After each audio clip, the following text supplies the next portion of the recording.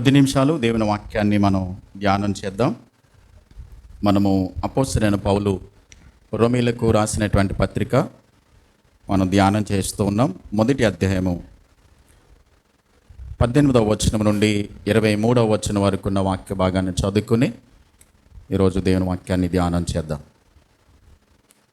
రోమీలకు రాసినటువంటి పత్రిక మొదటి అధ్యాయము 18వ వచనం నుండి ఉన్న వాక్య భాగాన్ని చదువుతున్నాను. దుర్నీతి చేత సత్యమును అడ్డగించు మనుషుల యొక్క సమస్త భక్తిహీనత మీదను దుర్నీతి మీదను దేవుని కోపము పరలోకము నుండి బయలుపరచబడుచున్నది. ఎందుకనగా దేవుని గూర్చి తెలిసక్యమైనదేదో అది వారి మధ్య విషదమై ఉన్నది. దేవుడు అది వారికి విషదపరిచెను. ఆయన అదృశ్య లక్షణములు అనగా ఆయన నిత్య శక్తియు దేవత్వమును జగదుత్పత్తి మొదలుకొని సృష్టింపబడిన వస్తువులను ఆలోచించటం వలన తేటపడుచున్నవి గనుక వారు నిరత్తులై ఉన్నారు. మరియు వారు దేవుని నెరిగియో ఆయనను దేవునిగా మహిమపరచలేదు. కృతజ్ఞతాస్తుతులు చెల్లింపను లేదు కానీ తమ వాదములు యందు వ్యర్థులైరి. వారి అవివేక హృదయము అంధకారమయమాయను. తాము జ్ఞానులమని చెప్పుకొనుచు బుద్ధిహీనులైరి. వారు అక్షయుడగు దేవుని మహిమను క్షయమగు మనుషుల యొక్కయు పక్షుల యొక్కయు చతుష్పాద జంతువుల యొక్కయు పురుగుల యొక్కయు ప్రతిమా రూపముగా మార్చిరి. ప్రార్థన చేద్దాం. ప్రేమ నమ్మకమైన మా ప్రియ పరలోకపు తండ్రి, కృపా కనికరములు కలిగినటువంటి మా గొప్ప దేవ, పరిశుద్ధ దేవుడవు, సర్వశక్తిమంతుడవు, శాశ్వతమైన ప్రేమను మాపైన చూపించి అనుదినము మీ కృపలో కాపాడుతున్నందుకే మా దేవా మీకు స్తోత్రాలు. ఈ ఉదయకాల సమయంలో ఈ 5వ నెల మొదటి వారంలో మేమందరము మీ పాద సన్నిధికి వచ్చి తండ్రిని మొరపెట్టుకోవడానికి, మిమ్మల్ని స్తుతించడానికి, ఆరాధించడానికి, మీ వాక్యాన్ని ధ్యానించుటకు ప్రభా మీరు మాకు ఇచ్చిన ఈ గొప్ప ధన్యతను బట్టి ప్రభా మిమ్మల్ని స్తుతిస్తున్నాం. మీరు మాట్లాడే దేవుడవు, ప్రార్థనలకించే దేవుడవు, మీ వాక్కు ద్వారా దర్శించే దేవుడవు తండ్రి. రోమీలకు రాసిన పత్రికను మేము గత కొన్ని నెలలుగా తండ్రి నేర్చుకుంటున్నాం, ధ్యానిస్తూ ఉన్నాం. ఎన్నో ఆత్మీయ పాఠాలు మా జీవితాలకు మీరు అవసరమైన సందేశాన్ని మీరు మాకు అనుగ్రహిస్తున్నారు ప్రభా. కేవలం మేము వినేవారిగా మాత్రమే కాకుండా వాక్యాన్ని విని వాక్యానుసారమైనటువంటి జీవితాన్ని మేమందరము కొనసాగించినట్లుగా పరిశుద్ధాత్మదేవ మీరు మాకు అందరికీ సహాయం చేసి కృప చూపించండి. ఈరోజు మీరు మాతో ఏ వాక్యాన్ని అయితే మాతో మాట్లాడడానికి ఇష్టపడుతున్నారో ప్రభా, మీలో ఉన్నటువంటి అద్భుతమైన గుణ లక్షణాల గురించి ప్రభా మేము ఈరోజు ధ్యానించబోతుండగా మీ ప్రేమ, మీ దయ, కనికరము, మీ పరిశుద్ధత ఎన్నడూ మారిపోనిదని మీ వాక్యాన్ని బట్టి మేము గ్రహించినట్లుగా మాకు సహాయం చేసి కృప చూపించి మాతో మాట్లాడి ఈ సమయాన్ని మీరు మాకు ఆశీర్వదకరంగా చేయమని యేసయ్య నామములో ప్రార్థించి వేడుచున్నాను మా పరమ తండ్రి, ఆమేన్. అపోస్తలుడైన పౌలు రాసినటువంటి రోమపత్రికను మనము ధ్యానం చేస్తూ ఉన్నాము. గత వారం మనం మొదటి అధ్యాయంలో ఉన్నటువంటి 17వ వచనములో ఉన్న వాక్య భాగాన్ని మనం ధ్యానం చేసాం. 17వ వచనం ప్రాముఖ్యంగా 2 వారాల పాటు మనం ఈ వాక్య భాగాన్ని ధ్యానం చేసాం. నీతిమంతుడు విశ్వాస మూలమున జీవిస్తాడు, విశ్వాస మూలమున నీతిమంతుడు బ్రతుకుతాడు అన్న సత్యాన్ని మనం నేర్చుకున్నాం. అయితే ఆ నీతివంతుడు ఎలా నీతిమంతుడిగా తీర్చబడతాడంటే కేవలం యేసుక్రీస్తునందలి విశ్వాసము ద్వారా, ఆయన యొక్క రక్తము ద్వారా మనం నీతిమంతులుగా తీర్చబడతాం. అయితే మనలో ఉన్న విశ్వాసము అభివృద్ధి చెందాలి, అది దేవుడు ఆశించిన పద్ధతిలో ఉండాలి అని అంటే గత వారం చాలా విషయాలు నేర్చుకున్నాం కదా. విశ్వాసంలో ఉండవలసిన 7 ప్రాముఖ్యమైనటువంటి లక్షణాలు మనం నేర్చుకున్నాం. ఆ 7 ప్రాముఖ్యమైన లక్షణాలు మన విశ్వాస జీవితంలో మనము అభివృద్ధి చెందడానికి, మన విశ్వాస జీవితంలో మనము ఇంకా పరిపూర్ణతలోనికి రావడానికి మనకెంతో ఆ విశ్వాసము సహాయపడుతుందన్న సత్యాన్ని మనం గత వారం నేర్చుకోవడం జరిగింది. విశ్వాసం అభివృద్ధి చెందాలంటే ఏముండాలి? వాక్యం వినాలి, చదవాలి, ధ్యానించాలి. రెండవది, విశ్వాసం పెరగాలంటే ప్రార్థన చేయాలి. విశ్వాసం పెరగాలంటే విధేయత కావాలి, దేవుడు చెప్పిన మాట ప్రకారం మనం జీవించాలి అని మనం నేర్చుకున్నాం. విశ్వాసం పెరగాలంటే శ్రమల ద్వారా విశ్వాసములు మనం ఎదుగుతాము. శ్రమలే మన విశ్వాసాన్ని మరింతగా ఉన్నతమైన స్థానంలోనికి మన విశ్వాస జీవితాన్ని నడిపిస్తాయి అని మనం నేర్చుకున్నాం. అంతేకాదు శ్రమల ద్వారా మాత్రమే కాదు కానీ మన విశ్వాస జీవితంలో మనము ఆ దేవుని కార్యాలు, దేవుడు మన జీవితంలో చేసిన ప్రతి కార్యాన్ని మనం ఏం చేయాలి? జ్ఞాపకం ఉంచుకోవాలి, గుర్తుంచుకోవాలి. ఎందుకనంటే ఆయన చేసిన మేలులను జ్ఞాపకం ఉంచుకోవడం వల్ల, గుర్తుంచుకోవడం వల్ల మన విశ్వాసము దినదినం కూడా అభివృద్ధి చెందడానికి అవకాశం ఉంది.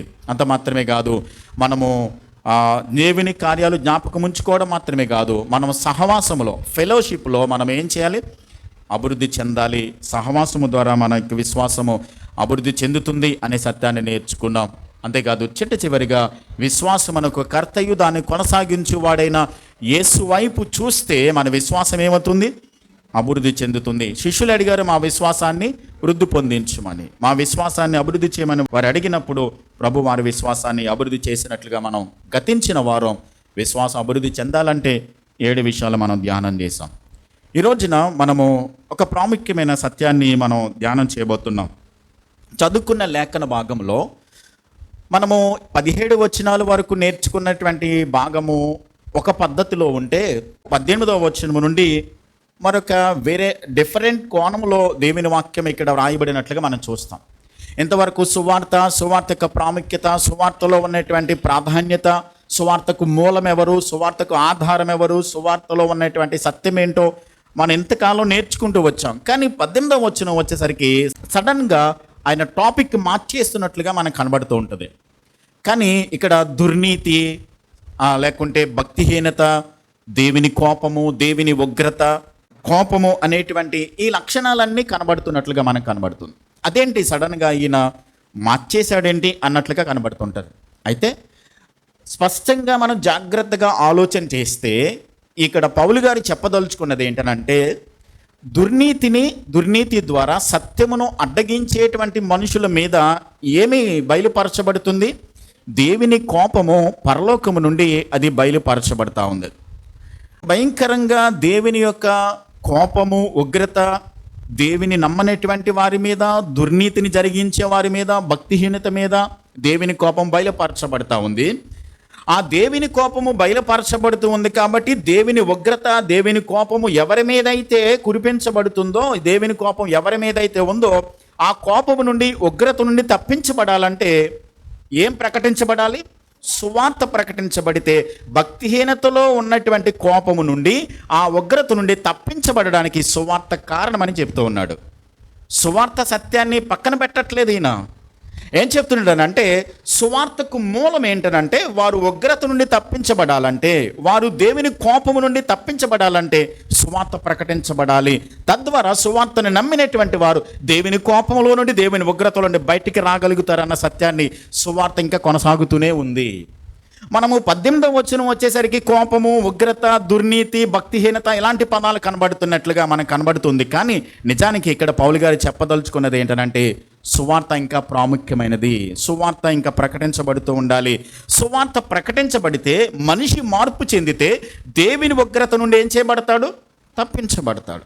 అదే కదా, సువార్తే కదా మనిషి జీవితాన్ని మార్చేది.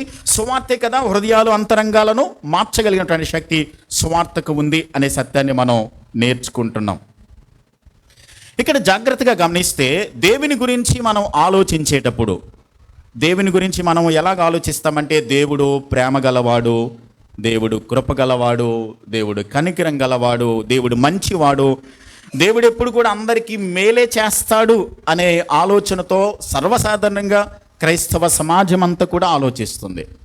కానీ ఇక్కడ మనం ఆలోచిస్తున్నప్పుడు దేవుడు ప్రేమ గలవాడని కానీ, దేవుడు కృప గలవాడని కానీ, దేవుడు కనికరం గలవాడని కానీ లేదు. దేవుడు ఏమైనా ఉన్నాడు? కోపగిస్తాడు, కోపాన్ని చూపిస్తాడు, దేవుడు ఉగ్రత చూపిస్తాడు. దేవుడు భయంకరమైనటువంటి కోపాన్ని దేవుని భక్తిహీనత మీద, లేకుంటే దుర్నీతిని జరిగించే మనుషుల మీద చూపిస్తాడు. ఎందుని బట్టి? దేవుడు న్యాయవంతుడు, దేవుడు పరిశుద్ధుడు, దేవుడు నీతి గలవాడు. మీరు గమనించండి, దేవుడు ప్రేమ గలవాడు మాత్రమే అయి ఉంటే, దేవుడు కేవలం కనికరం గలవాడు మాత్రమే అయి ఉంటే అని దేవుడు కానే కాదు. ఎందుకనంటే దేవుడు ప్రేమ గలవాడు, దేవుడు కృప గలవాడు అయి ఉన్నట్లయితే పాపము చేసిన మానవుణ్ణి ఎన్నడూ కూడా శిక్షించకూడదు. కృపను బట్టి, ప్రేమను బట్టి కృప ఏం చేస్తుంది? పాపమును కప్పిపెడుతుంది. కృప ఏం చేస్తుందంటే పాపములో ఉన్నటువంటి వ్యక్తిని అలాగే దాచిపెడుతుంది. కానీ దేవుని యొక్క కోపము, దేవుని యొక్క నీతి, దేవుని యొక్క పరిశుద్ధత ఏం చేస్తుందంటే పాపిని శిక్షిస్తుంది, పాపిని డిసిప్లిన్ చేస్తుంది. ఒకవేళ గనక దేవుడు కృపగలవాడే అనే ఒకే కోణములో మనం ఆలోచించామనుకోండి, కృపలో ఉన్నటువంటి మానవుడు లేకుంటే కృప ద్వారా ప్రేమను చూపించేటువంటి దేవుడు ఆ మానవుని ఎప్పుడు కూడా సరిచేయలేడు. కానీ పరిశుద్ధుడు కాబట్టి, ఆయన నీతిమంతుడు కాబట్టి, ఆయన న్యాయవంతుడు కాబట్టి, ఆయన న్యాయమునకు, ఆయన పరిశుద్ధతకు, ఆయన నీతికి వ్యతిరేకంగా ఎవరు కనిపించినా, ఏది కనిపించినా ఆయన సహించలేడు. అది ఆయనలో ఉన్నటువంటి రెండవ కోణం. క్రైస్తవులు ఈనాడు నేర్చుకునేది ఏంటంటే, అందరూ కూడా బోధించే బోధకుడు ఎలా ఉందంటే కేవలం దేవుని కృప, దేవుని కనికరము, దేవుని ప్రేమ గురించే మాట్లాడుతున్నారు. కానీ ఆయన రెండవ కోణములు ఏంటనంటే ఆయన పరిశుద్ధుడు, ఆయన కోపగిస్తాడు, ఆయన ఉగ్రత గలవాడు, ఉగ్రుడు అనే సత్యాన్ని బోధించట్లేదు ఈనాటి దినాల్లో. అందుకనే లోకములో క్రైస్తవులయ్యుండు కూడా దేవుని ఎరిగామని చెప్పుకుంటూ కూడా చాలామంది ఇంకా పాపంలో అలా కొనసాగుతూనే ఉండడానికి గల కారణం ఏంటనంటే రెండవ వైపు దేవుని చూడట్లా, ఒకవైపు మాత్రమే దేవుని అర్థం చేసుకున్నారు. కాబట్టి దేవునిలో ఒక నాణెమునకు రెండు వైపులా బొమ్మ బొరుసు ఉన్నట్లుగా దేవునిలో ప్రేమ ఉంది, దేవునిలో పరిశుద్ధత ఉంది, దేవునిలో కనికరం ఉంది, దేవునిలో న్యాయం కూడా ఉంది. ఆయన న్యాయమును బట్టి పాపమును శిక్షిస్తాడు, పాపం చేసినటువంటి వ్యక్తిని తన ప్రేమను బట్టి ఆదరిస్తాడు, చేర్చుకుంటాడు. ఇది దేవునిలో చూడాల్సినటువంటి రెండు గుణలక్షణాలు, రెండు వైపులా మనం చూడాలి. ఆయనలో కోపం ఉంది, ఆయనలో ప్రేమ ఉంది, ఆయనలో ఉగ్రత ఉంది, ఆయనలో కనికరం కూడా ఉంది. దేవుడు కొన్ని సందర్భాల్లో కోపము అనే పదాన్ని వాడకుండగా తన కోపాన్ని క్రియల్లో చూపించాడు. ఆదికాండం మనం వెళ్ళినట్లయితే, ఆదికాండము మనం మొదటి 2 అధ్యాయాల్లో ఏదైనా తోటలో ఆదామవ్వలు పాపం చేసినప్పుడు, పోనీలే మీరు మొట్టమొదటి మానవులు కదా, నేను నా చేతుల ద్వారా మిమ్మల్ని నా స్వరూపంలో నా పోలికలో సృష్టించుకున్నాను కదా, పర్వాలేదులే అని వదిలేశాడా? పర్వాలేదులే అని చాయిస్ ఇచ్చాడా వాళ్ళకి? లేదు. ఏదైనా తోటలో నుండి వెంటనే వాళ్ళని బయటికి పంపించేశాడు, బయటికి నెట్టివేశాడండి.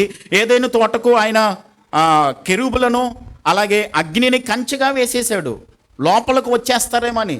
ఎందుకనంటే ఆయన పరిశుద్ధుడైన దేవుడు, ఆయన పాపమును ఎన్నడూ సహించినటువంటి దేవాతి దేవుడు. కయీను పాపం చేస్తే ఏం చేశాడు దేవుడు? శపించాడు కయీనును. దేవుని చిత్త ప్రకారము, దేవుని యొక్క వాక్య ప్రకారము, దేవుని ఆజ్ఞ ప్రకారం కాకుండా కయీను జీవించినప్పుడు కయీనుని దేవుడు ఏం చేశాడు? శపించాడు. దేవుడు ఏర్పాటు చేసిన వివాహ వ్యవస్థ పాడు చేసినప్పుడు, దేవుడు ఏర్పాటు చేసిన వివాహ వ్యవస్థ అది పవిత్రమైనది, చాలా అద్భుతమైనదిగా దేవుడు దానిని నిర్మించి ఆయనే దానికి కర్తగా ఉండి దానిని ఏర్పాటు చేసినప్పుడు వివాహ వ్యవస్థను ప్రజలందరూ పాడు చేసి ఎవరికి నచ్చినట్లుగా వారు తమ జీవితాలను, కుటుంబాన్ని పాడు చేసేస్తూ ఉంటుంటే ఆదికాండం 6వ అధ్యాయంలో చూసి మౌనంగా కూర్చోలేదు. ఆయన జలప్రలయాన్ని రప్పించాడు. అంటే మీరు గమనించండి, దేవుడు ప్రేమ గలవాడు అని మనం ఒక్కవైపు మాత్రమే ఆలోచిస్తున్నాం. పాపం చేసినప్పుడు ఏదైనా తోట నుండి వాళ్ళని బయటికి పంపించాడు, కయీనుని దేవుడు శపించాడు. పాపము చేసి వివాహ వ్యవస్థను పాడు చేసినప్పుడు జలప్రలయం రప్పించి సర్వ మానవులందరినీ కూడా ఏం చేశాడు? తుడిచేశాడు భూమి మీద నుంచి. సొదొమ గొమొర్రా పట్టణాన్ని గురించి మనం ఆలోచన చేస్తే ఏం చేశాడు దేవుడు? అగ్నిని పంపించి పూర్తిగా ఆ పట్టణాలను నాశనం చేసేశాడు, కాల్చేశాడు. ఇంకా మన ముందుకు వెళ్తే యూదా తన కుమారుడు తామారు విషయంలో తాను తప్పు చేసినందుకు, దేవునికి వ్యతిరేకంగా తను ప్రవర్తించినందుకు ఏం చేశాడు? తామారు కుమారులు ముగ్గురిని కూడా ఏం చేశాడు? దేవుడు చంపేశాడు. ఆ తర్వాత మనం ఆలోచన చేస్తే ఐగుప్తు దేశంలో తన ప్రజలైనటువంటి వారిని ఐగుప్తు బానిసత్వంలో భయంకరంగా వారిని కఠినంగా హింసిస్తున్నప్పుడు దేవుడు కూర్చుని ఊరుకోలేదు. అబ్రహాముకి ఇచ్చినటువంటి వాగ్దానం ప్రకారం 10 తెగుళ్ళు వారి మీదకి ఏం చేశాడు? పంపించాడు. 10వ తెగులైనటువంటి ఐగుప్తు యొక్క తొలిచూలను ఏం చేశాడు? ఆయన చంపేశాడు. ఆ తర్వాత పోనీలే అనుకుని మీరు గమనించండి, ఇదంతా మనం మాట్లాడుకుంటున్నప్పుడు దేవునికి వ్యతిరేకంగా, దేవుని యొక్క చిత్తానికి వ్యతిరేకంగా జీవిస్తున్నప్పుడు వారి మీద ఉగ్రత చూపించడం మాత్రమే కాదు, తను నమ్మిన వారిని, తనను వెంబడించే వారు కూడా, తన బిడ్డలని చెప్పుకుంటున్న వారు కూడా పాపం చేసిన దేవుడు వదలలేదండి. మోషేను దేవుడు తన పరిచర్య చేయడానికి, లేక తన సేవ చేయడానికి, తనకు నాయకుడిగా ఉండడానికి, లేక ఇశ్రాయేలులకు నాయకుడిగా ఉండి ఇశ్రాయేలులను కానాను దేశానికి తీసుకుని వెళ్ళడానికి ఎంత బ్రతిమలాడాడు దేవుడు. చాలా సందర్భంలో మాట్లాడాడు, చాలా విషయాల్లో బ్రతిమలాడాడు. చివరికి మాట వినకపోతే దేవుడు ఏం చేశాడు? కోపడ్డాడు, కోపగించుకున్నాడు. మోషే అడిగిన ప్రతి ప్రశ్నకు ఓపికగా సమాధానం చెప్పాడండి. చెప్పిన తర్వాత కూడా, దాన్ని ఎక్స్ప్లెయిన్ చేసిన తర్వాత కూడా మోషే మాట వినకుండా నేను నత్తివాడను ప్రభా సాకులు చెప్తా ఉన్నప్పుడు దేవుడు కోపగించుకున్నాడు. అంతేకాదు, మోషే నాయకుడిగా ఉండి నడిపిస్తున్నప్పుడు ఆ ఇశ్రాయేలు జనాంగాన్ని 25 లక్షల మంది 20 లక్షల మందిని కనాను యాత్రలో నడిపించుకుంటూ వెళ్తున్నప్పుడు మంచి నాయకుడు కదా, 10 అద్భుతాలు చేశాడు కదా, ఐగుప్తు దేశంలో నుండి వారిని విడిపించాడు కదా, అంతేకాదు ఎర్ర సముద్రమును పాయలుగా చీల్చాడు కదా, మారాను మధురంగా మార్చగలిగిన చేశాడు కదా, బండ నుండి నీళ్లు రప్పించాడు, అంతేకాదు మన్నా నుండి ఆకాశం నుండి మన్నాను కురిపించాడు. ఇన్ని అద్భుతాలు చేసినటువంటి మోషే బండతో మాట్లాడమంటే 2 సార్లు కొట్టినందుకు ఏం చేశాడు దేవుడు? పోనీలే, చావుకుడే కదా, నా బిడ్డే కదా, ఇంత కార్యాలు చేసావు కదా, ఇన్ని చేసావు కదా అని చెప్పని వదిలేశాడా? కనాను దేశాన్ని చూస్తావు తప్ప చారలేవన్నాడు. అంటే దేవునిలో ఉన్నటువంటి కోపము, ఉగ్రత, అంటే పాపమును దేవుడు సహించడు. దేవుడు పాపము చేసినప్పుడు దానిని ఊరికనే కూర్చుని మామూలుగా ఆయన వదిలేయడు. ప్రతి దానిని దేవుడు లెక్కలోనికి తీసుకుంటాడు. ఆయన ప్రతిదానికి తగినటువంటి శిక్షణ ఇస్తాడు అన్నది మనం గుర్తించాలి. అరణ్యంలో ఇశ్రాయేలీయులు సనుగుతూ ఉన్నారు, ఎన్నోసార్లు తిరుగుబాటు చేశారు. ఏం చేశాడు వాళ్ళని? చెట్ల ఆకులు రాలిపోయినట్లుగా 20 సంవత్సరాలు పైబడినటువంటి ఐగుప్తులో బయలుదేరినప్పుడు 20 సంవత్సరాలు పైబడినటువంటి ప్రతి ఒక్కడు కూడా అరణ్యంలో ఏమైపోయారు? రాలిపోయారండి. దేవుడు ఏమీ చేతకానివాడు కాదు, వాగ్దానం చేసిన దేవుడు దాన్ని నెరవేర్చేవాడు. అంతేకాదు, ప్రత్యక్ష గుడారం దగ్గర సేవ చేస్తున్నటువంటి సంఖ్యాకాండం 10వ అధ్యాయంలో అహరోను 2 కుమారులండి. అప్పుడే ప్రత్యక్ష గుడారం స్టార్ట్ అయిందండి. అప్పుడే దాన్ని కట్టారు, నిర్మించారు. ఓపెనింగ్ రోజున 2 చంపేశాడు దేవుడు, స్పాట్లో చంపేశాడు. అంటే దేవుని పద్ధతి, దేవుని సేవ, దేవుని యొక్క విధానము దేవుడు ఆశించిన పద్ధతిలోనే చేయాలి సుమా. పోనీలే, పాత నిబంధన గ్రంథంలో వెంటనే దేవుని ఉగ్రత వచ్చింది, మరి క్రొత్త నిబంధనలో దేవుడి పద్ధతి ఏమైనా మార్చుకున్నాడా? లేకుంటే ఆయన యొక్క పద్ధతి, గుణలక్షణాలు ఏమైనా మారిపోతాయి? అంటే అననీయ సఫీరా విషయంలో ఆలోచించండి. ఒక్క అబద్ధం ఆడినందుకే వెంటనే వాళ్ళు ఏం చేశారు? దేవాలయంలో పడి చచ్చిపోయారండి. దేవుడు మార్పు చెందినవాడు. పాత నిబంధన గ్రంథంలో ఉన్న యెహోవా దేవుడు, తండ్రైన దేవుడు, ఆయన కోపం కలిగిన వాడు అని ఆలోచిస్తాం. కానీ క్రొత్త నిబంధనకు వచ్చేసరికి ఆయన నిన్న నేడు ఏకరీతిగా ఉన్నాడు. యెరూషలేము దేవాలయంలో వ్యాపారం జరుగుతుందండి. పస్కా పండుగ రోజున భయంకరమైనటువంటి వ్యాపారం జరుగుతున్నప్పుడు ఏం చేశాడు ప్రభు? కొరడా తీసుకుని, కొరడా పేని, తాళ్ళు తీసుకుని కొరడా పేని అక్కడ ఆ గొర్రెలను, ఎడ్లను ఏం చేశాడు? ఆయన తోలివేశాడు. ఆ బల్లలన్నిటిని కూడా ఏం చేశాడు? పడదోలు చేశాడు. నా మందిరము, ప్రార్థనా మందిరము, సమస్త జనులకి ఇది దేవాలయము, ప్రభువును ఆరాధించే స్థలం. దీన్ని ఏం చేశారు? దొంగల గుహగా మార్చేశారు. ప్రకటన గ్రంథంలో యేసుక్రీస్తు గురించి 6వ అధ్యాయం 17వ వచనంలో గొర్రెపిల్ల యొక్క ఉగ్రతకు తాళగలిగిన వాడెవడని రాస్తాడు ప్రకటన గ్రంథకర్త. 2వ రాకడలో ఆయన ఉగ్రత చూపించే దేవుడు కేవలం తండ్రినే దేవుడు మాత్రమే కాదు, యేసుక్రీస్తు కూడా. యెషయా గ్రంథం 63వ అధ్యాయం 10వ వచనంలో ఆయన పరిశుద్ధాత్మను దుఃఖింపచేయగా ఆయన వారికి విరోధి, ఆయన వారితో వ్యాధ్యమయ్యాడని చూస్తాం మనం. తండ్రిని దేవుడు, కుమారుడైన దేవుడు, పరిశుద్ధాత్మ దేవుడు ఒకే లక్షణాలు కలిగి ఉన్నటువంటి వారు. కేవలం ప్రేమ గలవాడు, కృప గలవాడు, కనికరం గలవాడు మాత్రమే కాదండి మన దేవుడు. మన దేవుడు పాపమును సహించని దేవుడు.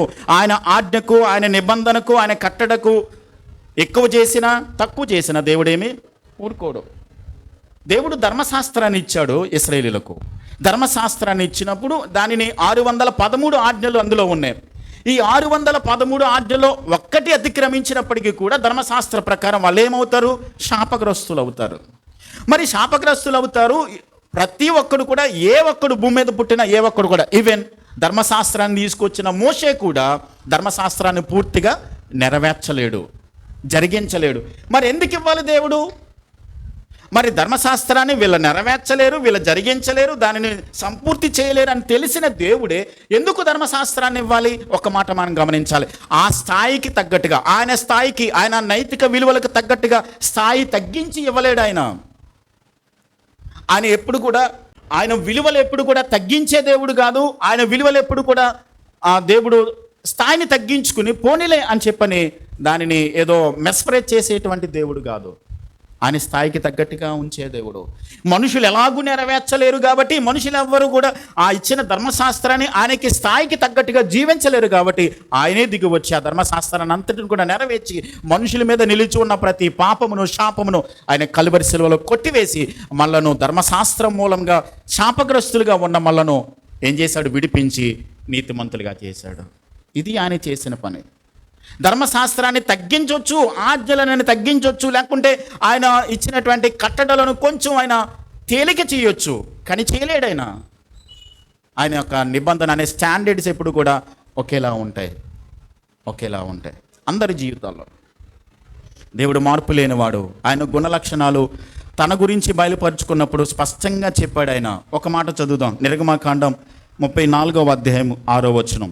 ఆయన గురించి తనను తాను మోషేతో మాట్లాడుతూ అని చెప్పిన మాట, ప్రభువా నేను నీ మహిమను నాకు చూపించవా అని చెప్పని సినాయి కొండ మీద మోషే ప్రభుని అడిగినప్పుడు ఆయన చెప్పినటువంటి మాట, ఆయన గుణలక్షణాలన్నిటిని కూడా మోషేకు దేవుడు పరిచయం చేశాడు. 34వ అధ్యాయం 6వ వచనం చదువుతున్నాను. అతని ఎదుట యెహోవా అతని దాటి వెలుచు, యెహోవా కనికరము, దయ, దీర్ఘశాంతము. దీర్ఘశాంతం అంటే ఏంటండి? ఎక్కువ సహనాన్ని చూపించడమా? ఎక్కువసేపు ఓర్చుకోవడమా? ఇంగ్లీష్లో స్లోలీ యాంగ్రీ అని ఉంటుంది. అంటే కోపించడానికి నిదానించడం. దేవునిలో కోపం లేదని కాదు. మనం ఏం చదువుకున్నాం ఇక్కడ? యెహోవా దీర్ఘశాంతము, యెహోవా దయ, యెహోవా కనికరము, యెహోవా కృప. అది కదా మనం చదువుకున్న 6వ వచనం. యెహోవా కనికరము, దయ, దీర్ఘశాంతము, విస్తారమైన కృపా సత్యము గల దేవుడైన యెహోవా. ఆయన 1000 మందికి కృప చూపుచు దోషమును, అపరాధమును, పాపమును క్షమించును గాని ఆయన ఏమాత్రమును దోషులను నిర్దోషులుగా ఎంచక ఏం చేస్తాడు? 3-4 తరముల వరకు తండ్రుల దోషమును కుమారుల మీదకి రప్పించునని ప్రకటించాడు. ఆయన కోపగించుకుంటాడు. ఆయన ప్రేమకు, ఆయన నీతికి, ఆయన న్యాయమునకు, ఆయన పరిశుద్ధతకు తగ్గట్టుగా లేకపోతే. పాత నిబంధనలో ఉన్న దేవుడు మాత్రమే కాదండి, యేసుక్రీస్తు ప్రభు కూడా ఆయన కోపాన్ని చూపించేటువంటి దేవాతి దేవుడు. మనం గమనించినప్పుడు తండ్రి అయిన దేవుడు, కుమారుడైన దేవుడు, పరిశుద్ధాత్మ దేవుడు కూడా ప్రేమ, దయ, కనికరం మాత్రమే కాదు, ఆయనలో కోపము, ఉగ్రత కూడా ఉందని మనం నేర్చుకుంటున్నాం. ఈ లక్షణాలు ఎప్పుడు బయలుపడినాయి? ఆయనలో సృష్టి చేసిన తర్వాత మాత్రమే ఆయనలో ఉన్న గుణ లక్షణాలు బయటకు పడ్డాయి. అంతకుముందు మీరు గమనించండి, ఏదైనా తోటను ఆదామవ్వలను సృష్టిని చేసిన కాలము నుంచి మనం చూస్తున్నాం. ఆ తర్వాత దేవదూతలు ఉండేటువంటి పరలోకాన్ని సృష్టించుకున్నాడు. మరి దేవదూతలు లేనటువంటి పరలోకాన్ని సృష్టించకముందు ఎవరున్నారు? తండ్రి, కుమార, పరిశుద్ధాత్మదేవుడు, ముగ్గురు వ్యక్తులుగా ఉన్నారు కదా. మరి అప్పుడు ఆయనలో ఉన్న కోపం ఏమైంది? ఎవరి మీద చూపించాడు ఆయన? అప్పట్లో కోపం చూపించడానికి లేదు, ఒకరినొకరు ప్రేమించుకుంటూ ఉన్నారు. అందుకనే యోహాను సువార్త 17వ అధ్యాయంలో నీవు జగత్తు పునాది వేయబడక మునుపే నీవు నన్ను ప్రేమించితివి అని తండ్రి అయిన దేవునికి కుమారుడైన యేసుక్రీస్తు ప్రార్థన చేశాడు. అంటే తండ్రి అయిన దేవుడు కుమారుని ప్రేమిస్తున్నాడు, కుమారుడైన దేవుడు పరిశుద్ధాత్మ దేవుని ప్రేమిస్తున్నాడు, పరిశుద్ధాత్మ దేవుడు తండ్రిని ప్రేమిస్తున్నాడు. ఒకరినొకరి మధ్య ఈ ప్రేమ అనే బంధం ఉంది. అప్పట్లో కోపంకు అవసరత లేదు. ఎప్పుడు కోపానికి అవసరత వచ్చింది? దేవదూతలు కలిగినటువంటి పరలోకాన్ని సృష్టించుకున్నప్పుడు, లూసిఫర్ అనేటువంటి వాడు తను తాను దేవుని కంటే హెచ్చించుకున్నప్పుడు, అప్పుడు దేవుడు ఏం చేశాడు? కోపానికి పని చెప్పాడు. మనం గమనించాలి, పరలోకాన్ని సృష్టించక ముందే ఆయనలో ప్రేమ, దయా, కనికరం, ఉగ్రత, కోపం కూడా ఉంది. ఆయన నిన్న నేడు నిరంతరము ఏకరీతిగా ఉండే దేవుడు. ఆయన గుణ లక్షణాలు ఎప్పుడు కూడా ఆయనలో ఉన్నాయి. దేవుని ఉగ్రత 3 రకాలుగా ఉంటుంది. మనం ఇక్కడ చదువుకున్నటువంటి వాక్య భాగాన్ని మరొకసారి చదువుదాం. చూడండి 18వ వచనం. దుర్నీతి చేత సత్యమును అడ్డగించు మనుషుల యొక్క సమస్త భక్తిహీనత మీదను, దుర్నీతి మీదను దేవుని కోపము పరలోకము నుండి బయలుపరచబడుతుంది. పతనమైపోయిన మనిషి మీద దేవుని ఉగ్రత ఏమై ఉంది? నిలిచి ఉంది. ఆ దేవుని ఉగ్రత 3 రకాలుగా ఉంటుంది. తీర్పులో దేవుని కోపం కనబడుతుంది. కొలసీలకు రాసిన పత్రిక 3వ అధ్యాయము 6వ వచనాన్ని చదువుదాం. అపోస్తలుడైన పౌలు కొలసీలకు రాసినటువంటి పత్రిక 3వ అధ్యాయము 6వ వచనాన్ని చదువుతున్నాను. కొలసీలకు రాసిన పత్రిక 3వ అధ్యాయం 6వ వచనం. వాటి వలన దేవుని ఉగ్రత 5వ వచనం చదువుతున్నాను. కావున భూమి మీదనున్న మీ అవయవములను అనగా జారత్వమును, అపవిత్రతను, కామాతురతను, దురాశను, విగ్రహారాధనైన ధనాపేక్షను చంపివేయడి. వాటి వలన దేవుని ఉగ్రత అవిధేయుల మీదకి వచ్చును. ఎవరి మీదకి వస్తుంది? అవిధేయులైన వారికి. దేవుని యొక్క తీర్పు దేవుని కోపం ఎవరి మీదకి వస్తుంది? అవిధేయులైనటువంటి వారి మీదకి. అలాగే యేసుక్రీస్తు ప్రభువు కూడా అవిధేయులైన వారి మీదకి కోపగించుకున్నాడు. చూడండి, యోహాను సువార్త 3వ అధ్యాయం 36వ వచనం. యోహాను సువార్త 3వ అధ్యాయము 36వ వచనం. యోహాను సువార్త 3వ అధ్యాయం 36వ వచనం. కుమారుని యందు విశ్వాసం ఉంచువాడే నిత్య జీవము గలవాడు, కుమారునికి విధేయుడు కానివాడు జీవము చూడడు గాని దేవుని ఉగ్రత వాని మీద నిలిచి ఉండును. దేవుని ఉగ్రత వాని మీద నిలిచి ఉంటుంది. అంతేకాదు, మనము దెసలోనికీయులకు రాసినటువంటి మొదటి పత్రిక 1వ అధ్యాయం 9, 10 వచనాలు చదువుదాం. దెసలోనికీయులకు రాసినటువంటి మొదటి పత్రిక 1వ అధ్యాయము నేను 9, 10 వచనాలు చదువుతున్నాను. కలిసే ఉన్నాయి, చదువుతున్నాను. మధ్య నుండి చదువుతున్నాను. 10వ వచనం మధ్య నుండి. మరియు మీరు విగ్రహములను విడిచిపెట్టి జీవము గలవాడును సత్యవంతుడునగు దేవుని దాసులగుటకును దేవుడు మృతులలో నుండి లేపిన యేసు అనగా రాబోవు ఉగ్రత నుండి మనల్ని తప్పించుచున్న ఆయన కుమారుడైన యేసు పరలోకం నుండి వచ్చినని ఎదురు చూచుటకును మీరు ఎలాగూ దేవుని వైపునికి తిరుగుతురో ఆ సంగతి వారే తెలియజేయుచున్నారు. మరొక మాటను చదువుదాం. దెసలోనికీయులకు రాసినటువంటి 2వ పత్రిక 1వ అధ్యాయము 6వ వచనాన్ని చదువుతున్నాను. దెసలోనికీయులకు రాసిన 2వ పత్రిక 1వ అధ్యాయం 6వ వచనం. ప్రభువైన యేసు తన ప్రభావమును కనుపరచు దూతలతో కూడా పరలోకం నుండి అగ్ని జ్వాలలలో ప్రత్యక్షమై దేవుని నెరుగని వారికిని మన ప్రభువైన యేసు సువార్తకు లోబడిన వారికిని ప్రతిదండన చేయనప్పుడు మిమ్మును శ్రమపరచు వారికి శ్రమయు, శ్రమ పొందుచున్న మీకు మాతో కూడా విశ్రాంతియు అనుగ్రహించుట దేవునికి న్యాయమే. సువార్తకు లోబడిన వారికి దేవుడు ఏం చేస్తాడు?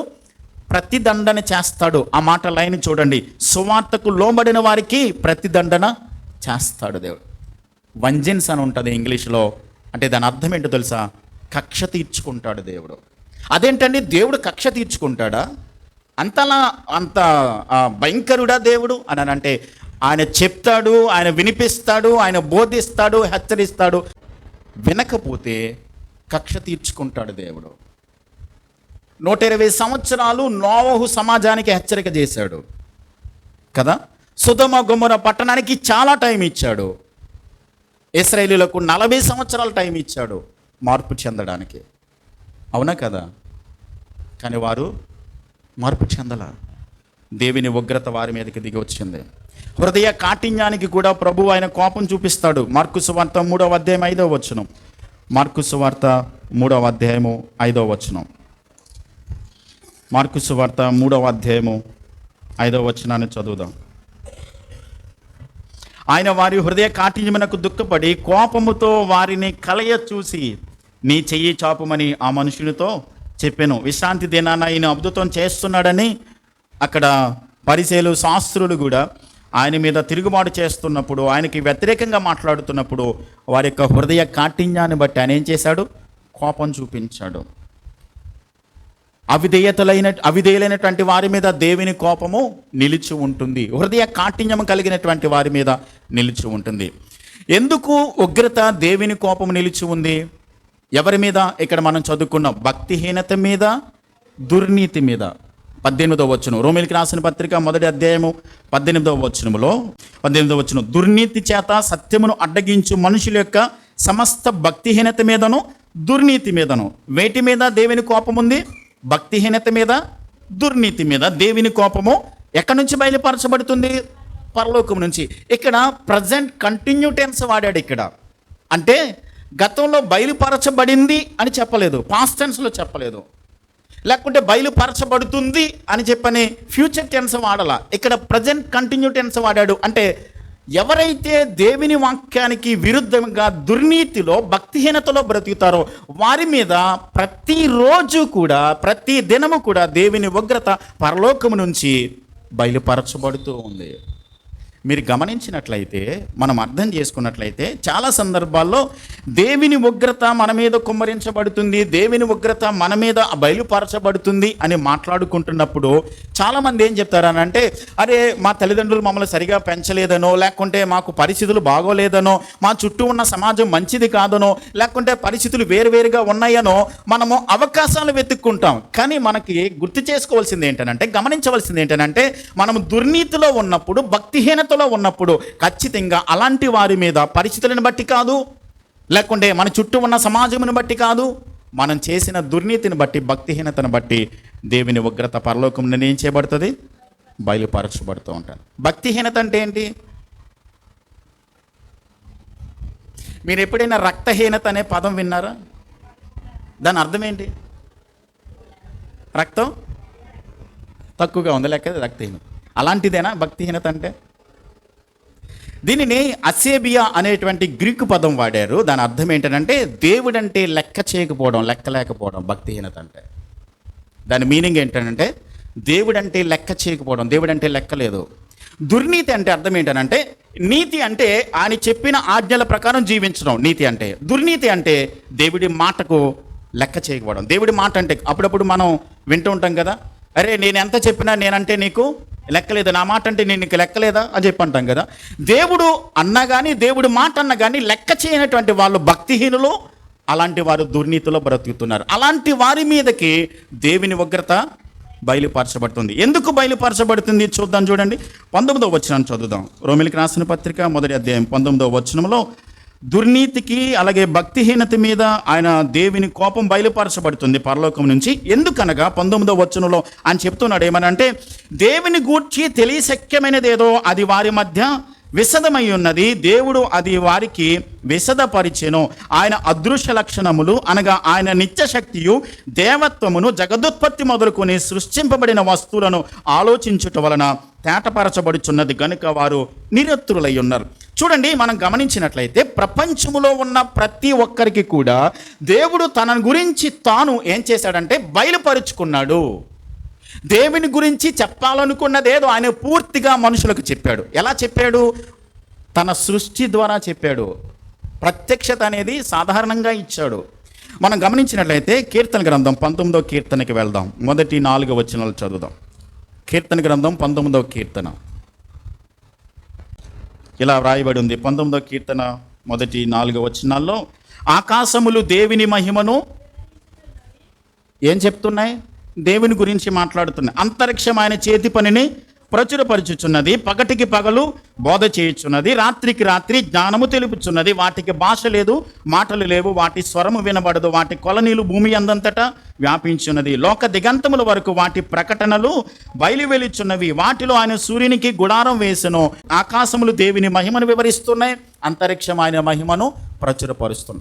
మీరు ఆకాశం వైపు చూసినప్పుడు, లేకుంటే ఈ సృష్టిని చూసినప్పుడు, ఈ ప్రకృతిని చూసినప్పుడు, దీనిని సృష్టించిన వాడు, దీనిని నడిపిస్తున్నవాడు అన్నవాడు దీని వెనక ఎవరో ఉన్నాడు అని గ్రహించడానికి దేవుడి సృష్టిని పెట్టాడు. దేవుడు తన గురించి తాను బయలుపరచుకోకుండా, లేక దేవుడు తన గురించి తాను బయలుపరచుకోకుండా దేవుడు ఎన్నడూ ఏ కార్యం చేయడండి. గమనించండి, మనం చూద్దాం. అపోస్తలుల కార్యాల గ్రంథం 14వ అధ్యాయం 15వ వచనాన్ని చదువుదాం. అపోస్తలుల కార్యాల గ్రంథం 14వ అధ్యాయము 15వ వచనంలో కూడా దేవుడు తన గురించి తాను బయలుపరుచుకుంటూ వచ్చాడు. ఎలా బయలుపరిచాడో చూద్దాం. 14వ అధ్యాయము 15వ వచనాన్ని చదువుతున్నాను. అపోస్తలుల కార్యాల గ్రంథం 14:15. అయ్యలారా, మీరెందుకు ఇలాగూ చేస్తున్నారు? మేము కూడా మీ వంటి స్వభావం గల నరులమే.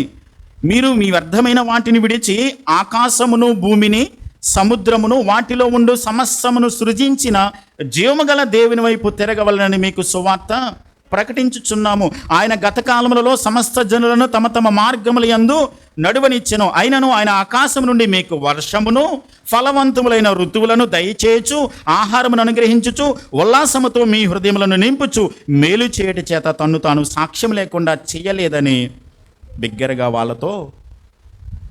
కాలాలు మారుతూ ఉన్నాయి కదా, ఋతువులు వస్తూ ఉన్నాయి కదా, డిఫరెంట్ సీజన్స్లో రకరకాల ఫలాలు దేవుడు మనకి ఇస్తున్నాడు కదా.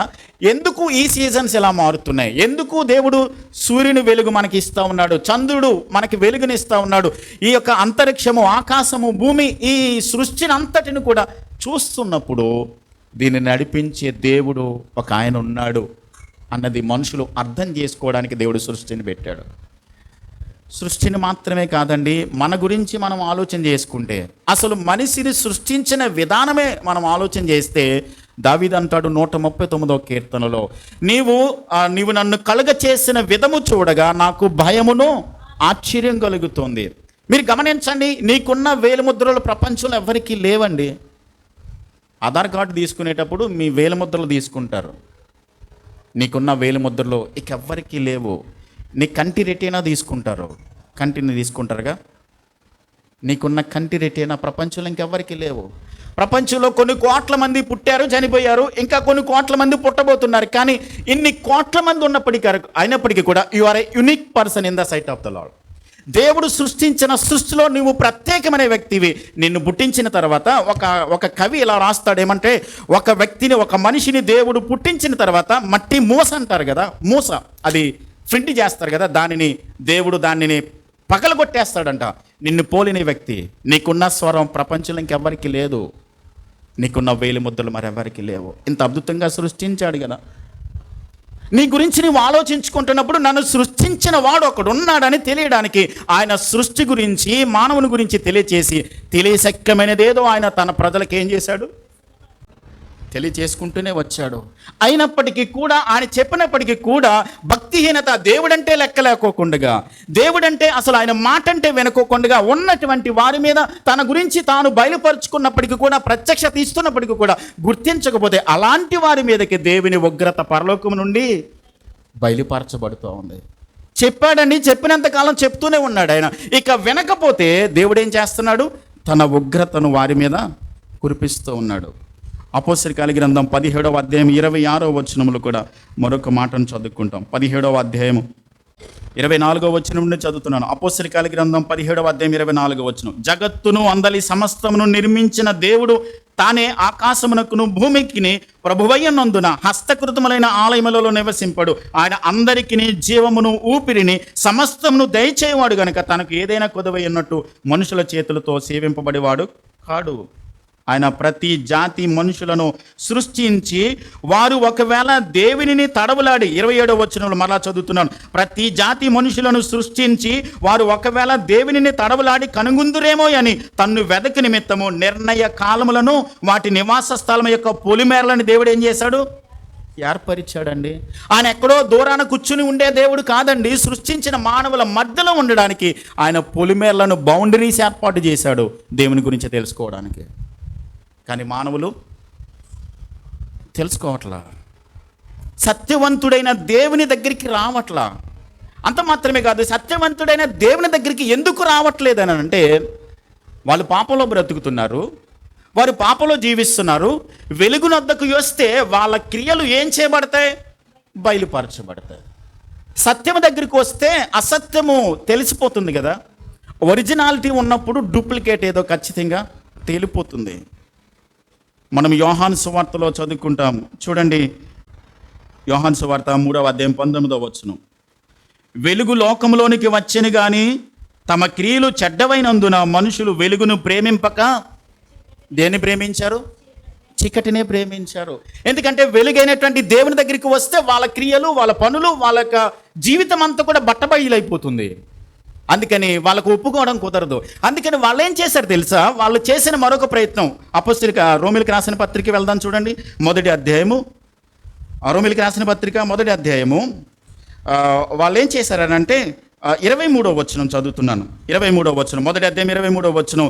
వారు అక్షయుడగు దేవుని మహిమను క్షయమగు మనుషుల యొక్కయు, పక్షుల యొక్కయు, చతుష్పాద జంతువుల యొక్కయు, పక్షుల యొక్కయు ప్రతిమా రూపములుగా ఏం చేశారు, వాళ్ళు మార్చేసుకున్నారు. ఇప్పుడు మీరు గమనించండి, జాగ్రత్తగా వినండి. మనుషులు చేసినటువంటి పాపములన్నీ కూడా వెలుగైనటువంటి దేవుని దగ్గరికి వస్తే బయలుపరచబడిపోతాయి, తేటపరచబడిపోతాయి. కాబట్టి దేవుని దగ్గరికి వస్తే వాళ్ళ జీవితం దేవుడు చూపిస్తాడు. కాబట్టి అందుకని వాళ్ళు ఏం చేశారంటే, మాట్లాడనటువంటి విగ్రహాలు చేసుకున్నారు, మాట్లాడినటువంటి దేవుళ్ళను మనుషులు తయారు చేసుకున్నారు. ఇద్దరు భార్యలతో కూడా వెళ్ళి హుండీలో డబ్బులు వేసి రావచ్చు. ఆడు మాట్లాడతాడా? నువ్వు తప్పు చేసావని మాట్లాడతాడా? కానీ బైబిల్ దగ్గరికి వస్తే బైబిల్ దేవుడు ఇది కరెక్ట్ కాదంటాడు, అందుకనే రారు. నువ్వు అక్కడ ఎన్ని వేషాలైనా వేయొచ్చు, ఏం మాట్లాడాడు. ఎందుకని? మాటలు రావు, పలకవు, ఏమీ చేయలేవు. ఎన్ని చేసినా పర్వాలేదు, కానీ సత్యవంతుడైన దేవుని దగ్గరికి ఎందుకు రావట్లేదు? తన గురించి తాను ఒకవేళ బయలుపరచలేదా దేవుడు? నేను సత్యవంతుడనని, నిజమైన దేవుడినని, నేను మాత్రమే దేవుడినని, నేను తప్ప వేరొక దేవుడు లేడని, నేను మాత్రమే సృష్టించిన దేవుడని బూదిగంతంలో మొదలుకొని జనులారా నా వైపు తిరిగి రక్షణ పొందండి నేనే దేవుడని ప్రకటించుకోలేదా? ప్రకటిస్తూనే వచ్చాడు కదా ఆది నుండి కూడా. సృష్టిని చూసినప్పుడు, నిన్ను చేసినప్పుడు, ఆయన గురించి ఆలోచించినప్పుడు ఆయన దేవుడు ఎవరో, నిజమైన దేవుడు ఎవరో, సత్యవంతుడైన దేవుని గురించి ఆయన బయలుపరుచుకుంటూ వచ్చాడు. కానీ మనుషులు ఏం చేశారంటే తమకు నచ్చిన దేవుళ్ళను, తమకు నచ్చినటువంటి మనుషులను, ప్రతిమ రూపాలను ఏం చేశారు? మార్చేసుకుని చేసేసుకున్నారు. ఒక విషయం ఏంటంటే, నన్ను దేవుడు ఎన్నుకున్నాడు, నన్ను ప్రత్యేకించుకున్నాడు. ఈ సందర్భంలో మనం చేయాల్సింది ఏంటో తెలుసా? ఈ భాగాన్ని బట్టి మనం నేర్చుకోవాల్సింది ఏంటో తెలుసా? దేవుడు కృపగలవాడు, మన పట్ల కృప చూపించాడు. ఆ ఉగ్రత, ఆ కోపం ఏదైతే ఉందో దాని నుంచి దేవుడు మనల్ని ఏం చేశాడు? తప్పించేశాడండి. ఇక్కడ కూర్చుని వాక్యం వింటున్న మనము చాలా దేవునికి కృతజ్ఞతా భావంతో ప్రభువును ఆరాధించాలి. ఎందుకో తెలుసా? నిజానికి పరలోకము నుండి ప్రతిదినము దేవుని ఉగ్రత. చాలా సాధారణంగా నేను ఒక మాట చెప్తాను, చాలామంది చెప్పేటువంటి పనులు ఏంటనంటే, చాలా చేసే పనులను బట్టి, వాళ్ళు చేసే అవిధేయతను బట్టి వాళ్ళకి నష్టం కలుగుతూ ఉంటుంది. గమనించండి, చేసిన ప్రతి పాపానికి తగిన ప్రతిఫలాన్ని మనం భూమి మీదే ఖచ్చితంగా అనుభవించాలి. ఇప్పుడు ప్రభు నమ్మినటువంటి వారికి, ప్రభు యొక్క రక్షణలోకి వచ్చిన వారికి ఆ పాపమును గూర్చినటువంటి కోరిక కానీ, ఆశ కానీ లేకోకుండా పరిశుద్ధాత్మ దేవుడు మనలో ఉండి మనల్ని ఏం చేస్తున్నాడు? ఆయన కంట్రోల్ చేస్తున్నాడు, స్వాధీనం చేస్తున్నాడు. మనకు పాపం చేయాలని కోరుకుంటుంది, కానీ మనలో ఉన్న పరిశుద్ధాత్మ దేవుడు మనల్ని ఏం చేస్తాడు? హెచ్చరిక చేస్తాడు. మీరు లోకంలో ఉన్న వారికి గమనించండి, వాళ్ళకి హద్దు ఏమైనా ఉంటుందా? వాళ్ళు ఏదైనా చేస్తారు, ఎంతైనా చేస్తారు, ఎలాగైనా చేస్తారు. కానీ ఆ చేసిన ప్రతి దానికి కూడా పరలోకం నుంచి దేవుని ఉగ్రత వాళ్ళ మీదకి బయలుపరచబడుతుంది. వాళ్ళు ఏం చేస్తారో తెలుసా? వాళ్ళు చేసినటువంటి బలహీనత, భక్తిహీనత, దుర్నీతిని గురించి మాట్లాడరు. మాకు పరిస్థితులు బాగాలేదో, లేకుంటే మా చుట్టూ ఉన్న సమాజం మంచిది కాదనో, లేకుంటే మా తల్లిదండ్రులు మమ్మల్ని సరిగా పెంచలేదనో, రకరకాల కారణాలు చెప్పి వాళ్ళ మీదకి నేరాన్ని నెట్టేస్తారు తప్ప, వాళ్ళ భక్తిహీనతలో ఉన్నారని, మేము పాపం చేశామని, తప్పు చేశామని వాళ్ళ తప్పు గురించి అన్నాడు మాట్లాడరు.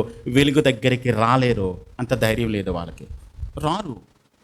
ఎందుకంటే ఆ వెలుగు దగ్గరికి వస్తే, సత్యవంతుడైన దేవుని దగ్గరికి వస్తే వాళ్ళ జీవితము క్రిస్టల్ క్లియర్గా కనబడుతుంది, తేటతల్లంగా కనబడుతుంది.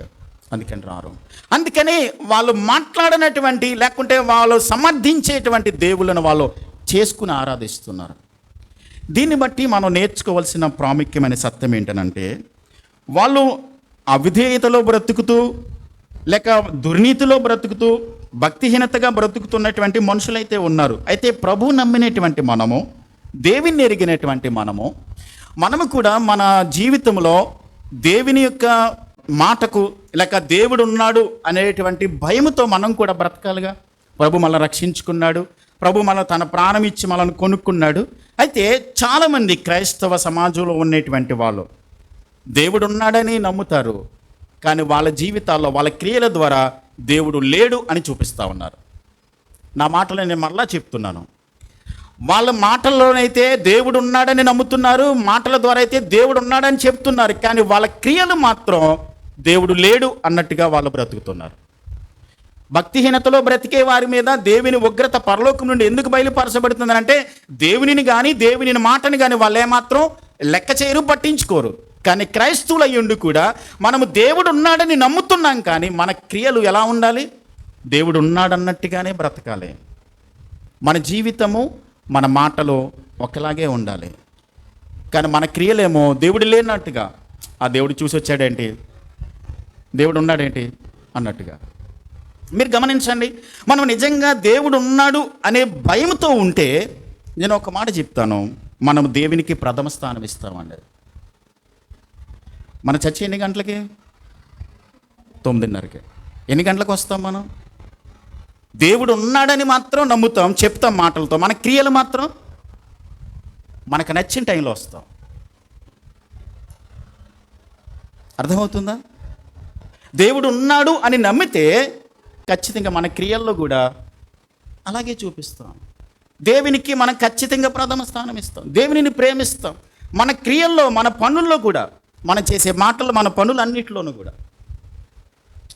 కాబట్టి మన ప్రవర్తన మన మాటలకు తగ్గట్టుగా గమనించండి. దేవుడు ఉన్నాడని మాటలతో చెప్పి మన క్రియల్లో దేవుడు లేనట్టుగా ప్రవర్తిస్తే మన మీద కూడా పరలోకం నుంచి దేవుని ఉగ్రత కురిపించబడుతుంది. ఎవ్వరికి మినహాయింపు లేదు సుమా. మోషేనే వదలలేదు దేవుడు. గమనించండి, మోషే నాయకుడండి, మంచి నాయకుడండి, ఆయన్నే వదల. మనల్ని వదిలేస్తాడా? వదలడు. ఎందుకు మన జీవితాల్లో ఇంకా మనం దేవుని బిడ్డలు మనం చెప్పుకుంటూ కూడా ఎందుకు పరిస్థితులు తారుమారుగా ఉన్నాయి, డిజార్డర్లో ఉన్నాయి? దేవుడు కదా ఆయన, సర్వలోకాన్ని సృష్టించిన దేవుని నమ్ముకున్నాం కదా, ఎందుకు డిజార్డర్లో ఉన్నాయి? దేవుడు ఉన్నాడని మన మాటలతో చెప్తున్నాం, మన పనుల్లో దేవుడు లేడన్నట్టుగా ప్రవర్తిస్తున్నాం. కాబట్టి దేవుడు ఉన్నాడని చెప్పడం మాత్రమే కాదు, దేవునికి మనం ఏం చేయాలి? ప్రథమ స్థానం. సాకులు చెప్పడం కాదు, సాకులు చెప్పడం కాదు.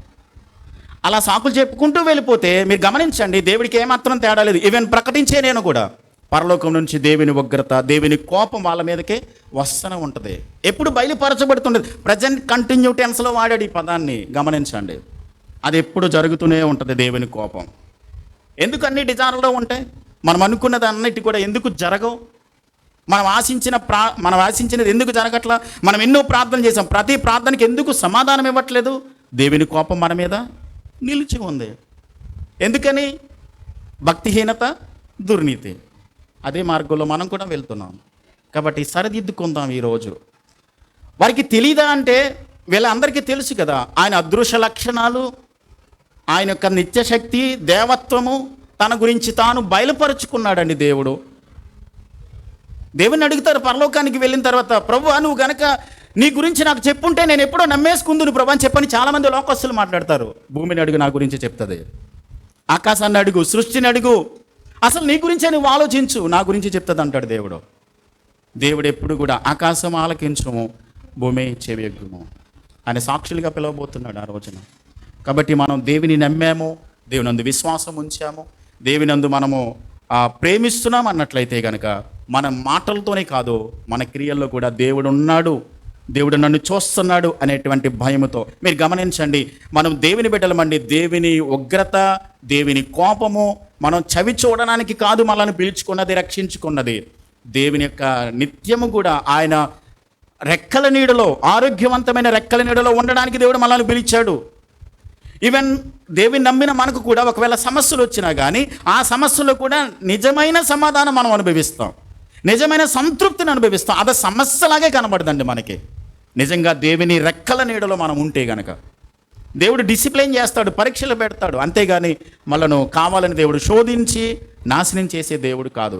లేకుంటే ఆయన పరీక్ష పెట్టేది ఎందుకనంటే మనను సరిచేయడానికి. గమనించాలి, మనం దేవుడు ఉన్నాడని చెప్పుకుంటూ, లోకస్తులు చాలామందికి దేవుడు ఉన్నాడని దేవుని మాట లెక్కలేదు, దేవుని మాటను ఏమాత్రం కూడా వాళ్ళు పట్టించుకోరు. అలాంటి వాళ్ళ మీదకి దుర్నీతి మీదనో, భక్తిహీనత మీదనో దేవుని కోపం పరలోకం నుంచి బయలుపరచబడతా ఉంది. దేవుని కోపానికి గురి కావద్దు, దేవుని కోపానికి మనము చోటివ్వద్దు. అయితే అలా దుర్నీతిలో, భక్తిహీనతలో బ్రతికే వారికి దేవుడు చేసే కార్యం ఏంటో ఒకసారి చూద్దాం. 24వ వచనం. ఈ హేతువు చేత వారు తమ హృదయముల దురాశలను అనుసరించి తమ శరీరములను పరస్పరము అవమానపరుచుకున్నట్లు దేవుడు వారిని అపవిత్రతకు అప్పగించాను. దేవుడు చెప్పాడండి, చెప్పాడు మార్చుకోమని దేవుని మాట కానీ దేవుని కానీ లెక్క చేయట్లేదు. దేవుడు ఏం చేశాడు తెలుసా? దేవుడే అప్పగించేశాడా లేకుంటే వాళ్ళే వెళ్ళిపోయారా? ఇక్కడ మాట గమనించినట్లయితే వారు తమ హృదయ దురాశలను అనుసరించి వాళ్ళు అనుకున్న ప్రతిదీ కూడా చేసుకుంటూ వెళ్ళిపోతున్నారు. ఏ అడ్డు లేదు, వాళ్ళ ఇష్టానుసారంగా బ్రతుకుతున్నారు. తమ శరీరములను పరస్పరము అవమానపరుచుకున్నట్లు వారిని దేవుడు ఏం చేశాడు? అపవిత్రతకు అప్పగించాడు. 26వ వచనం. అందువలన దేవుడు తుచ్చమైన అభిలాషలకు వారిని అప్పగించెను. వారు స్త్రీలు సహితము స్వాభావికమైన ధర్మము విడిచి స్వాభావిక విరుద్ధమైన ధర్మమును అనుసరించిరి. అటువలే పురుషులు కూడా స్త్రీ యొక్క స్వాభావికమైన ధర్మమును విడిచి పురుషులతో పురుషులు అవాచ్యమైనది చేయొచ్చు, తమ తప్పిదమునకు తగిన ప్రతిఫలమును పొందుచు ఒకరి ఎడల ఒకరు కామతప్తులైరే. దురాశకు వాళ్ళని అప్పగించేశాడు. అంతేకాదు 26వ వచనంలో వారి అభిలాషకు వారిని ఏం చేశాడు? అప్పగించేశాడు. అంతేకాదు 28వ వచనంలో వారు తమ మనసులో దేవునికి చోటియ్యనొల్లకపోయిరు గనుక చేయరాని కార్యములు చేయుటకు దేవుడు వారిని భ్రష్ట మనసుకు అప్పగించేశాడు. దేవుడు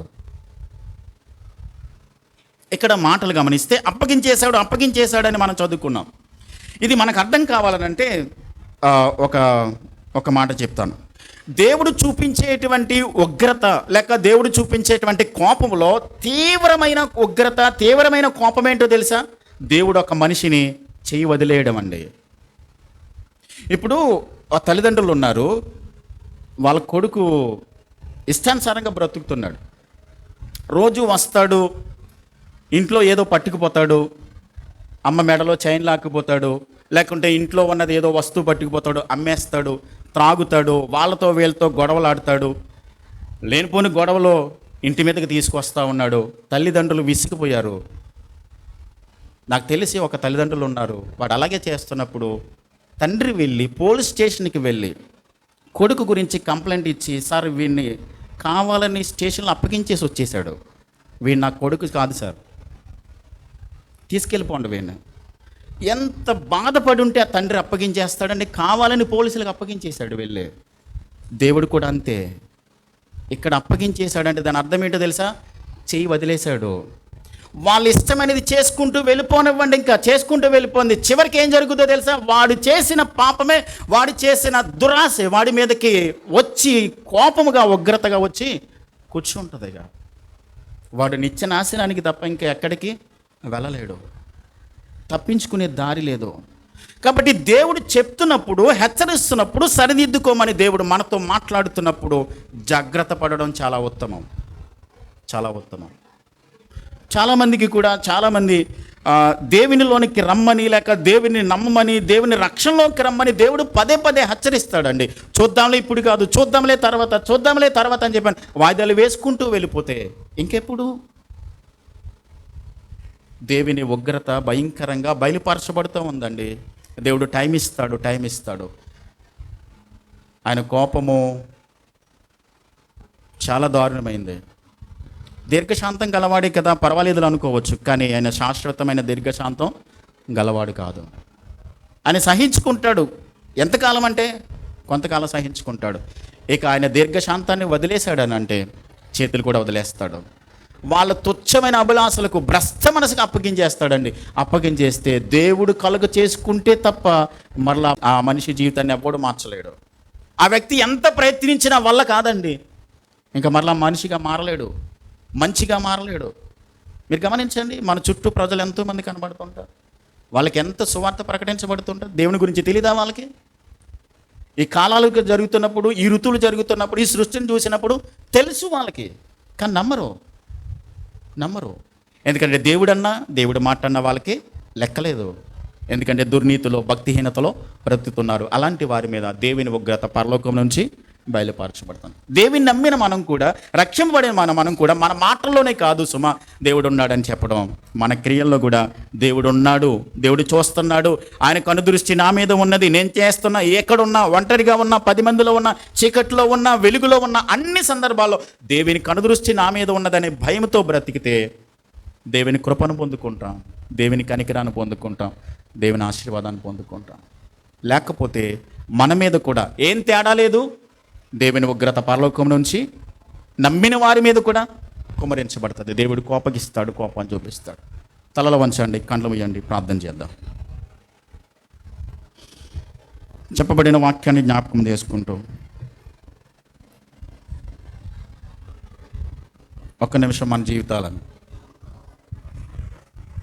సరి చూసుకుందామా? ఒక్కసారి దేవుడు ఉన్నాడని మన మాటల్లోనే చెప్తున్నామేమో, మన క్రియలు కూడా దేవుడు నన్ను చూస్తున్నాడు అనే భయంతో బ్రతికితే మంచిది.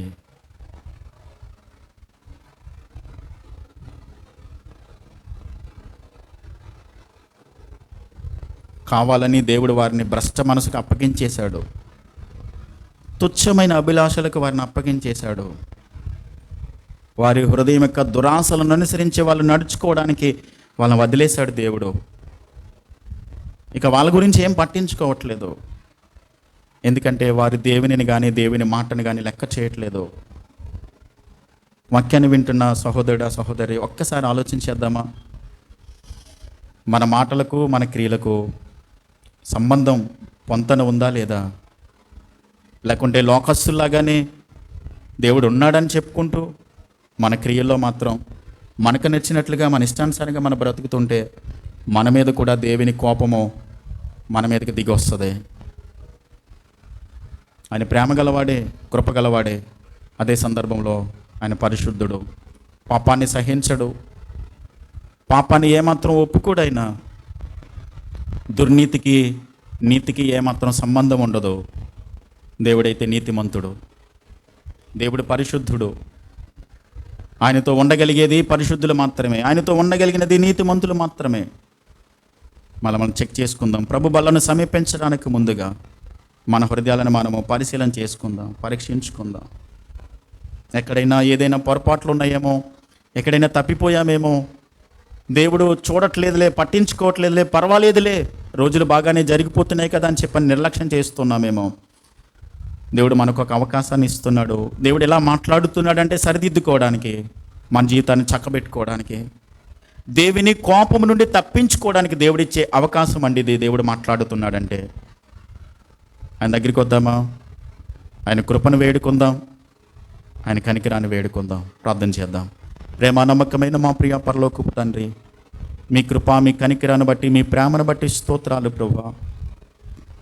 దుర్నీతి మీదను, సమస్త మనుషుల యొక్క భక్తిహీనత మీదను పరలోకం నుంచి నీ కోపము, నీ ఉగ్రత బయలుపరచబడుతోంది. ఏ మానవుడు కూడా మీ కోపాన్ని తట్టుకోలేడు ప్రభువా. నువ్వు కోపగిస్తే నీ ఉగ్రతకు తట్టుకోగలిగినటువంటి మనిషి ఎవరు లేరు తండ్రి. మీ ఎదుట నిలవగలిగిన వాడు ఎవడు లేడు ప్రభువా. ఎందుకనో మమ్మలను నిత్య నాశనానికి, నిత్య నరకానికి వెళ్ళిపోవలసిన మా పట్ల కృప చూపించావు, ప్రేమించావు. మమ్మల్ని జగత్తు పునాదికి ముందే ఎన్నుకున్నావు. మీ కుమారుడైన క్రీస్తు రక్తము ద్వారా మమ్మలను రక్షించావు తండ్రి. నిత్య నాశనానికి వెళ్ళిపోవలసిన మమ్మలను నిత్య జీవానికి వారసులుగా చేసావు తండ్రి. నిత్య జీవానికి వారసులుగా చేయబడిన మేము మీరున్నారు అనేటువంటి భయముతో, మీరు చూస్తున్నారు అనేటువంటి ఆలోచనతో జీవించడానికి కృపనివ్వండి నాయన, దయ చూపించండి.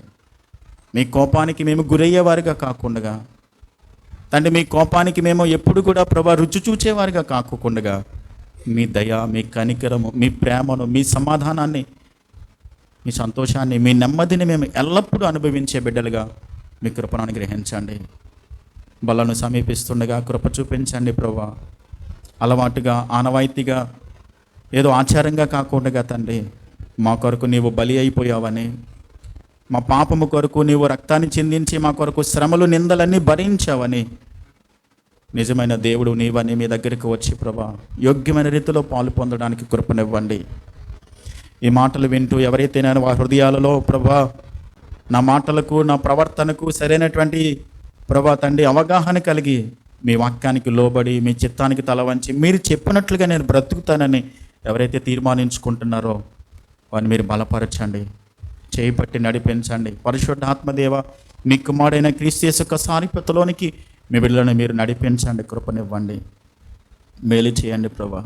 దుర్నీతికి కానీ, భక్తిహీనతకి కానీ ఏమాత్రమే చోటు ఇవ్వకుండా ప్రభా మీకు మాత్రమే ప్రథమ స్థానం ఇచ్చి, మీకు మాత్రమే ప్రభా మిమ్మల్ని ప్రేమించే బిడ్డలుగా మీ కృపను ప్రతి వారికి అనుగ్రహించండి ప్రభా. ప్రార్థనలకించే దేవుడవు, సమాధానం ఇచ్చే దేవుడవు. ప్రతి కుటుంబాన్ని, ప్రతి వ్యక్తిని మీరు కట్టండి, నిలబెట్టండి, స్థిరపరచండి, మేలుతో నింపి కాపాడి మీ నామానికే మహిమ తెచ్చుకునమని, ఈ వాక్యాన్ని ప్రతి వారి హృదయాలు స్థిరపరిచి ఫలింపచేయమని యేసుక్రీస్తు నామములో ప్రార్థించి వేడుచున్నాను మా పరమ తండ్రి. ఆమేన్.